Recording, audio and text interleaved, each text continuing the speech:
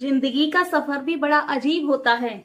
बिना कुछ लिए आते हैं, हर चीज के लिए लड़ते हैं और फिर खाली हाथ चले जाते हैं। Hello everyone, welcome to my YouTube channel Chaudhary the motivational speaker. तो फ्रेंड्स, आपका मेरे चैनल पर बहुत बहुत स्वागत है और आज मैं डिस्कस करूंगी हाई कोर्ट का एक बहुत ही अहम फैसला। ये फैसला है इस बात को लेकर कि यदि कोई व्यक्ति किसी के साथ सेक्सुअल ऑफेंस करता है और उसके बाद वो विक्टिम से शादी कर लेता है, तो क्या उस पर लगाया गया केस विक्टिम के द्वारा खत्म कर दिया जाएगा या वो आगे चलता रहेगा। तो आइए जानते हैं क्या है हाई कोर्ट का इसके बारे में अहम फैसला। तो ठीक है, बिना किसी समय को गवाए स्टार्ट करते हैं वीडियो को। इस केस का नाम है Ghiyasuddin versus state of NCT Delhi और इस केस पर फैसला दिया है दिल्ली हाई कोर्ट ने। देखिए, मामला शुरू होता है एक व्यक्ति से जो अपनी बेल की अपील के लिए दिल्ली हाई कोर्ट जाता है और हाई कोर्ट में वो ये अपील दायर करता है कि उसने विक्टिम के साथ शादी कर ली है, तो इसलिए उस पर जो भी केस लगाए गए थे विक्टिम के द्वारा वो अदालत द्वारा खत्म कर दिए जाए। दरअसल इस व्यक्ति पर एक माइनर लड़की के साथ मल्टीपल टाइम सेक्सुअल ऑफेंस का केस दायर किया गया था। उस लड़की ने कहा था कि इस व्यक्ति ने मुझे शादी का झांसा देकर, यानी कि शादी का वादा करके मेरे साथ मल्टीपल टाइम सेक्सुअल ऑफेंस किया और उसके बाद मैं कई बार प्रेग्नेंट भी हो गई और इसलिए मुझे कई बार एबॉर्शन कराना पड़ा। जब इन्होंने उस लड़की के साथ ये सेक्सुअल ऑफेंस किया मल्टीपल टाइम, तब वो लड़की 16 साल की थी। उसके बाद जब वो लड़की 18 साल की हुई तो उस लड़की ने कहा कि अब मैं भाई माइनर नहीं हूं, आप मेरे साथ शादी कर लो। तो इस व्यक्ति ने उसके साथ शादी करने से इनकार कर दिया और साथ ही फिजिकल एब्यूज उसके साथ शुरू कर दिया।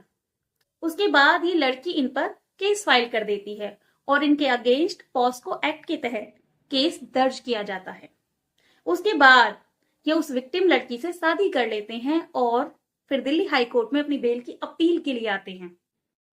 लेकिन दिल्ली हाई कोर्ट इनके पूरे मामले को देखता है और इनसे कहता है कि देखिए, हम भी आपकी टाइमिंग को समझ रहे हैं कि पहले आपने उस माइनर लड़की के साथ सेक्सुअल ऑफेंस किया मल्टीपल टाइम शादी का वादा करके, उसके बाद आपने उसे शादी करने से इनकार कर दिया। लेकिन जब उसने आपके ऊपर पॉस्को एक्ट के तहत केस दायर कर दिया, केस फाइल कर दिया, तब आपने दबाव में आकर उससे शादी कर ली और अब आप चाहते हैं कि हम आपकी बेल को मंजूर कर दें।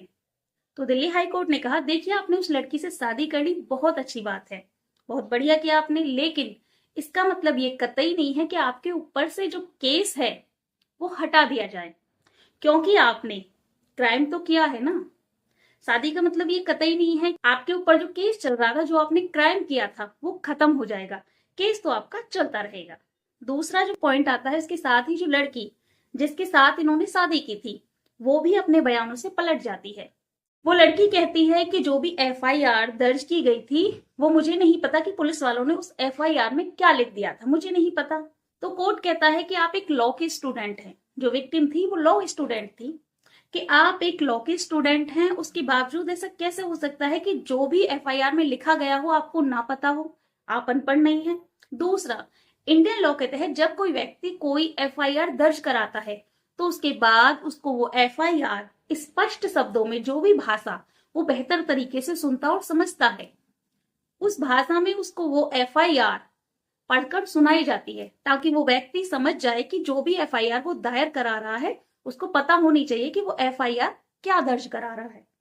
तो ऐसा हो नहीं सकता कि जो भी एफआईआर आपके द्वारा लिखी गई है आपको पता ही नहीं है कि क्या एफआईआर दर्ज करा दिया आपने, क्या पुलिस वालों ने लिख दिया, ऐसा नहीं हो सकता। और ये हम भी समझ रहे हैं कि इस व्यक्ति ने आपसे शादी कर ली है, तो आप भी उसके पक्ष में ही अपना बयान दे रही हैं, आप भी उसको बचाने की कोशिश कर रही हैं।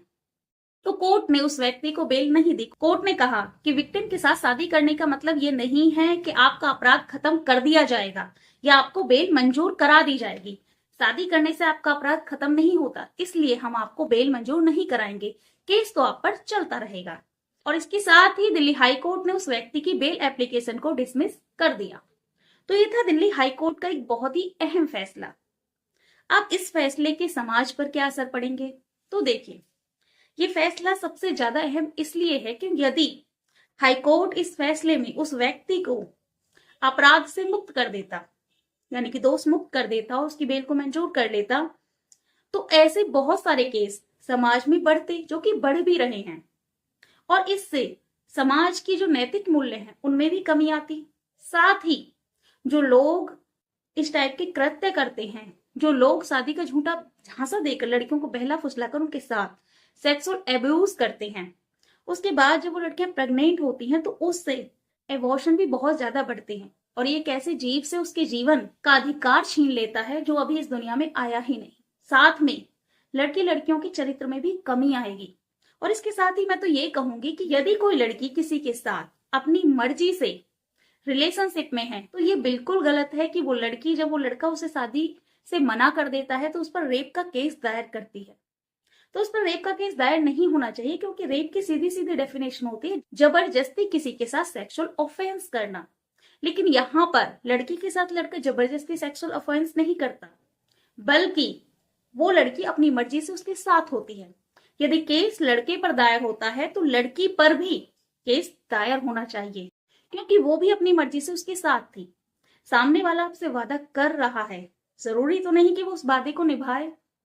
तो इसलिए सजा का प्रावधान दोनों के लिए होना चाहिए, क्योंकि यदि लड़के और लड़की अपनी मर्जी से एक दूसरे के साथ फिजिकल रिलेशन में हैं, तो यदि किसी वजह से उनका रिलेशनशिप टूटता है या खराब होता है या वो आगे जाकर लड़का शादी से मुकर जाता है, तो लड़की पर ही केवल सेक्सुअल ऑफेंस का केस नहीं होना चाहिए, लड़की पर भी होना चाहिए। अभी आपने सुना है कि किसी लड़के ने लड़की पर सेक्सुअल ऑफेंस का केस दायर कर दिया कि भाई इस लड़की ने मेरे साथ सेक्सुअल ऑफेंस किया, मुझसे शादी का झूठा वादा किया और अभी ये शादी से मुकर रही है। नहीं, हमेशा लड़कों पर ही क्यों दायर होता है? भाई अगर आप किसी रिलेशनशिप में हैं, अपनी मर्जी से हैं, तो जितना वो लड़का इस चीज के लिए रेस्पॉन्सिबल है उतनी वो लड़की भी रेस्पॉन्सिबल है। दोषी दोनों हैं, तो सजा का प्रावधान दोनों के लिए होना चाहिए, एक के लिए नहीं। और ये दिल्ली हाई कोर्ट का बहुत ही अहम और बहुत ही सराहनीय फैसला है। इस फैसले से ऐसे केसों पर मैं ये तो नहीं कहती खत्म हो जाएंगे, लेकिन हो सकता है काफी हद तक लगाम लगे और समाज में भी मोरल वैल्यूज कायम होंगे। तो ये फैसला दिल्ली हाई कोर्ट का बहुत ज्यादा अहम है। बाकी आपको ये फैसला कैसा लगा मुझे कमेंट करके जरूर बताइएगा। Thank you for watching this video. Her her Mahadev.